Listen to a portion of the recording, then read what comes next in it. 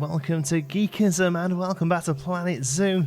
We're here in our unnamed zoo. I might just leave it unnamed. It's not worth the hassle, is it? Sort of city budget style zoo with old and new mixed together. So an old zoo, some of the buildings they're not allowed to get rid of, or they just don't want to get rid of, or they don't have the budget to get rid of, and they're having to work around it. One of those here being the snow leopard exhibit that we built in the last episode. Now, a few things then that was pointed out. Somebody said the one-way glass is the wrong around. That's not one-way glass. That's just a pane of glass, and that's just how it looks. I quite like the fact that it's quite dark. I actually think that's fine. I'm all right with that. The other thing is I've squished the whole thing back down to the original size, and I've turned animal welfare off. And it's purely because I really want to try and get the scale right on this one. I want to get the looks right. This would have been a little strip, and that would have even maybe been cut in two at one point with two animals in it back in the day when we really just didn't care about animal welfare, and now we do. So we've had this big extension on, but this is very small for the snow leopard. Let's have a look.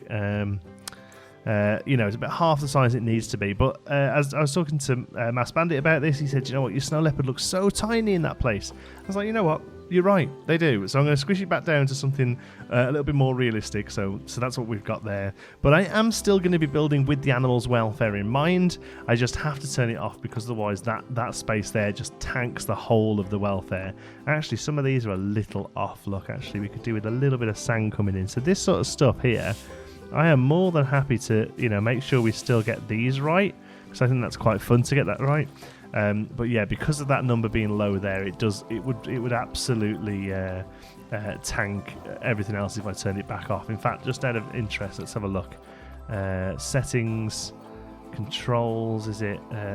Game, animal settings, disable animal welfare. Let's turn that off for a second, and then have a look. See how much it hates me.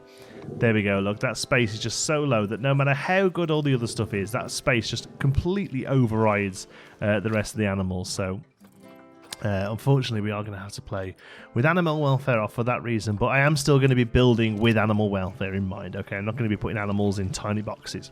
Right, anyway, that's all that out of the way. This will be carried on Monday for our live stream, so make sure you head over 1 p.m. Eastern Time, which I think is currently 4 p.m. UK, and obviously you can work the rest out yourself.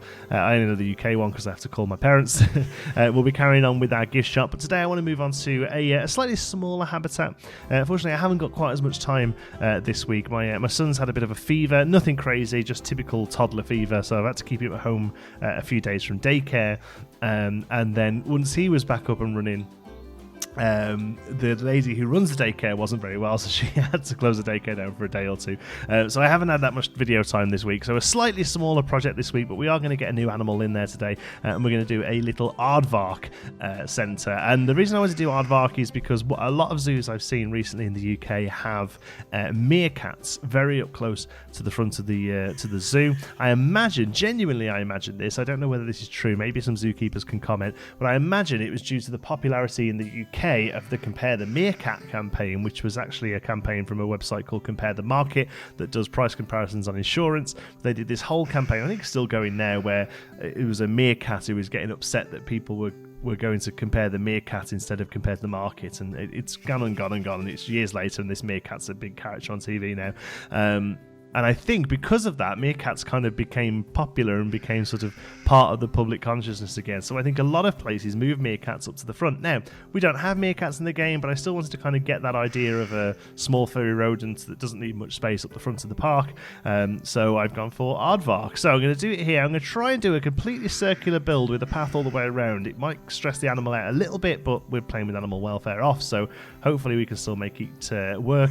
And I'm going to try and go a little bit more into the brutalism style of architecture that I touched on last episode with the pool here, which is the sort of big swathes of concrete style building that you'll find a lot at Dudley Zoo, designed by the Tecton group there. So that's what we're going to go into. Brutalism, you'll see as we get into there, but I'm going to start out by putting the path out and trying to figure out the space of that the Aardvark's going to get. Super quick update just to kind of show you the space that I'm going to be working with. Again, it is pretty small. Let's have a look at and see how far off we are So they need 300. It's not too bad. 330 meters square. This is 170. So again, it's about half. So I think, as a rough estimate, I think the animals need about double what looks right.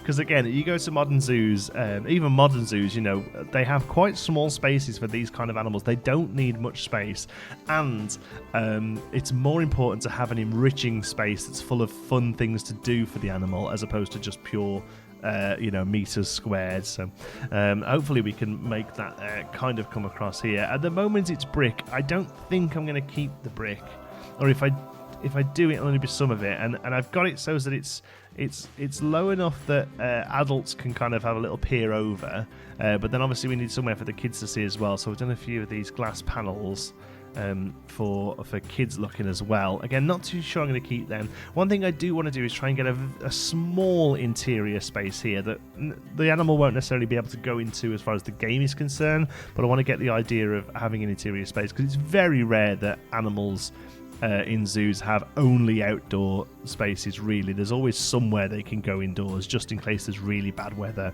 or what have you. So that's what I'm going to start working on next. I think is the sort of size and shape of the interior spot. Brutalism came around in the 1950s, and it was considered a very modern design. It's really horrific, to be honest. It's not nice to look at all. It's everywhere. You see a lot of office buildings use it. It's really known for its big blocky features and loads of poured concrete, so you get these big swathes of grey.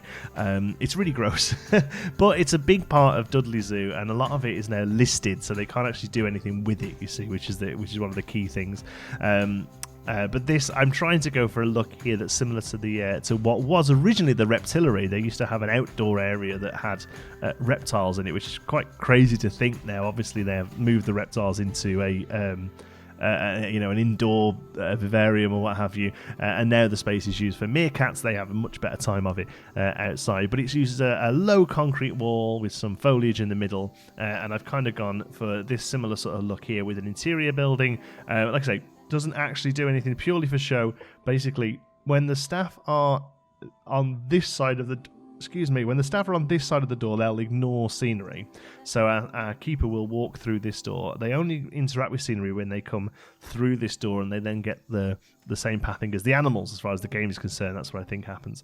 So we can have this building here. They come in, and basically it does nothing. There's a little door here. There's a little door here, as if the aardvark can potter through and sleep in there at night. But like I say, as far as the game is concerned, it's this space we're working with here. I've always given them a sheltered bit as well there, in case they want us to get out of some rain, but necessarily don't want to go indoors on the very few days in the UK where it rains and is warm, I suppose, maybe, I don't know, or just, they're out and about, they're pottering around, but they can get under here and get some warmth. But again, it kind of carries that sort of big swathe of concrete image across that with the tectons. Now, looking at this, I've gone off the brick wall. I don't think it works for a few reasons. One, it's too detailed to go against this big concrete. It just doesn't work. And also, it's really tricky to get a nice sort of circle with it, especially with these bits of glass up against the path. So I'm going to come out and I'm going to completely custom wall it. And that looks like this. I think the last thing I said was custom wall. So I've gone for, again, swathes of concrete here, but with a plain wood top. Again, the wood is slightly different, but what I've kind of imagined here is that this wood has been a later addition. So this is quite sort of non-permanently attached, I suppose, to kind of give, because otherwise it would have been a big concrete slab. It's rough, it's not nice to touch. Kids will scrape their knees and stuff on it and that, so they've added this concrete. But then I saw an image of this kind of wall with these little holes here that I imagine are for some sort of drainage, I suppose, although I don't really know where they're meant to be draining from. Perhaps it is just a design feature, a sort of aesthetic feature, but I liked it anyway, so we've added those in. So there we go. And the nice thing about this is I've been able to make it perfectly circular. So now from looking on top of it now, I actually think that looks really quite cool. That's a really sort of striking image. And as you come up now, you've got 2 panes of glass here. So these are using in-game glass. Like barriers. There's not a glass piece in the game that really fits into that space and looks solid. So these are your only bits of visible barrier in here. You can see kind of where the rest of them sits. So really, the next job, I suppose, is to get the animal in, and then also to sort of tie these little panes of glass into the rest of the design, because at the moment they're sort of sticking out and there's gaps, and they're floating basically. So yeah, I need to try and figure out how to sort of tie these into the rest of the wall. Okay, feel like I've done a pretty good job here of tying them in. It's difficult with concrete because all the concrete pieces are quite wide and quite thick, so I've had to go for wood. But again, I kind of feel like it looks like these are maybe later additions or something. I don't know. Maybe with the Tecton stuff here, they didn't necessarily have to get rid of it. I don't know what I've done here. Hold on, because I've got the grid open, isn't it? There we go. They didn't have to get rid of it, but they've kept it in for cost, and they've just sort of done the minimal work needed. There's a little bit there that just needs fixing. So now we've covered those in. We've got some little steps here, so kiddies can sort of come and sit on the steps here and have a little look over.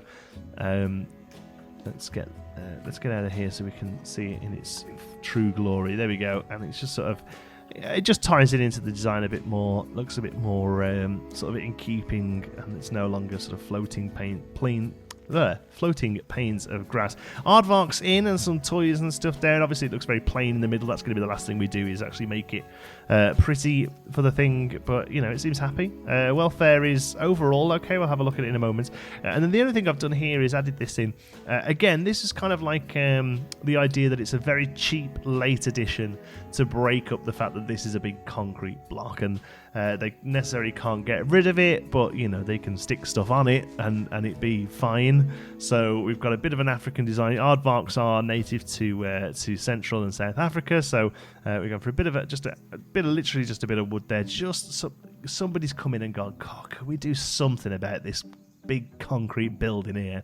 Can we just try and make it look slightly more interesting? And that's kind of what I've gone for there. And again, it's subtle, but I think it works quite well. One of the big problems with building in this style, it's something I've always said with Planet Coaster, Planet Zoo, all the creative games I play where I'm trying to build sort of realistic to an extent.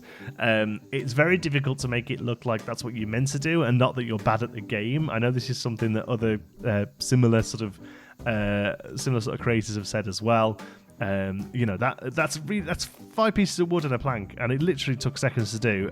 But it's not five pieces of wood and a plank because I can't do better. It's because that's genuinely what I wanted it to look like. I wanted it to look like a cheap wooden addition that just sort of breaks up that concrete. So I hope that comes across. Hope you sort of get the idea of what I've got in my head. So yeah, last thing to do then is just kind of make the Aardvark a bit happier. Let's have a look at his welfare currently. Obviously it's all full up, but if you actually click into them you can see. So meal's fine. So social, again, space is way off, again about half what it should be, but otherwise everything else is all right. The terrain paints obviously we need to do. Don't need any plants, but we are going to plant it up a little bit, and then obviously now they're relatively happy with food and stuff. Could do with some toys, but yeah, overall too much grass, not enough soil. They are burrowers, aardvarks obviously, so the idea here is that this concrete would go quite far down to the ground, so they didn't necessarily burrow all the way out. But otherwise, yeah, we can do a little bit of light bush planting. We're not going to have a big savanna tree stuck in the middle of it, but yeah, we'll just we'll finish that off, make it look all pretty. Okay, there we go. Like I say, nothing crazy really, mostly just terrain paints and a few trees. I've raised the ground slightly as well. I did have a play around with making some sort of burrow looking things. The problem is the terrain, as great as the terrain system is in this game, and it really is so much better than it needs to be, really. Most of these games you can go up and down. Here you can do completely volumetric creations, but the problem is it's all voxel based, and you can, if you go down to size 1 and sort of push it in, you can. I don't feel like I can do anything here. Size 2 then maybe.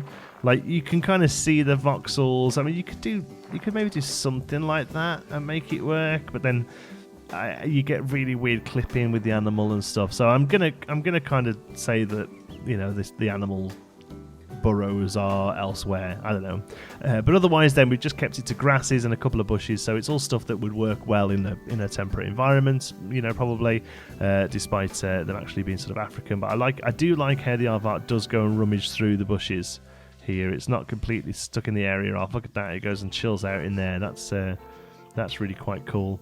But there we go. Like I say, not a huge build today. Just enough because I'm having a little bit short on time. We are going to tackle a bigger build, a modern build next time. It's going to be a completely sort of new build, you know, like a Nuva 2020 kind of build for the park, and it's also going to be a Zoo School episode. So what I decided was, you know, Zoo School, probably my favourite series to do. Get to really research the animals, get to really research the zoo habitats and stuff like that, rather than doing them separately and just doing them on their own and having them as separate buildings. There's no reason why they can't be worked into a series anyway. So the next episode will be a Zoo School episode. There's going to be loads of information from the Association of Zoos and Aquariums in there, and the animal. It looks like pretty much of a dead set. There's one animal storming ahead in the poll, but if you would like a say in what animal it is in the next episode, you can head over and become a patron of the channel. If that's something you're able and interested in doing, you can go to patreon.com/geekism. Any of the tiers there will get you the ability to vote in the poll. It'll be one of the first few posts there, but like I say, it does look this time like one animal is storming forward, so but we'll see. Who knows? It's anyone's race. But yeah, there we go. Aardvark is done. Looking cool. If we ever get meerkats, I may well swap this out for meerkats. Meerkats and flamingos at the front of the zoo for some reason. It's quite classic. But yeah, I'm thinking maybe a picnic area here, and then we'll start to branch off here, and we'll have maybe one of our new exhibits over this way. But yeah, looking forward to it. Thank you so much for watching. I hope you've enjoyed it. Till the next one, be good.